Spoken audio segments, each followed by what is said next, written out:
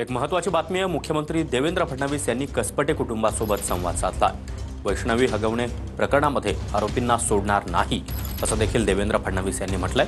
राजेश कावेडिया यांना सरकारी वकील म्हणून नेमा अशी मागणी अनिल कसपटे यांनी केली आहे। तुम्ही जो वकील मागाल तो देऊ असं आश्वासन यानंतर फडणवीसांनी दिलंय।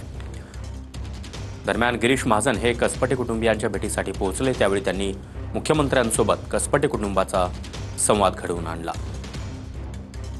मी इकडे पुण्याला आलोय आता कसपटेंकडे वैष्णवीकडे हे बघा बोलून वडील आहेत कसपटे आपलेच कार्यकर्ते आहेत त्यांची मुलगी। नमस्ते नमस्ते, मी देवेंद्र बोलतोय। आम्ही सगळे आहोत आपल्या पाठीशी, आपण काळजी करू नका।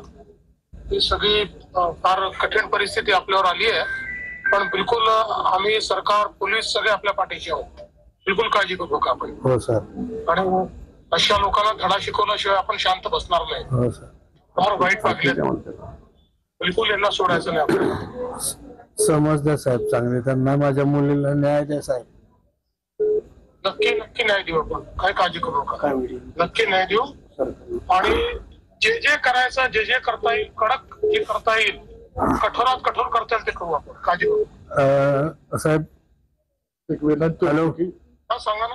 सरकारी वकील होते कावेडिया सरांना एक अपॉइंट केलं तर आम्हाला बरं वाटेल। राजेश कावेडिया ठीक आहे, जे चांगलं तर तुम्ही म्हणाल त्यांना करू। हॅलो दादांकडे आम्ही कसं केलं, अजय दादांना ते सगळं आपण केलं। हो हो, त्यांच्यावर मोका अंतर्गत कारवाई करा।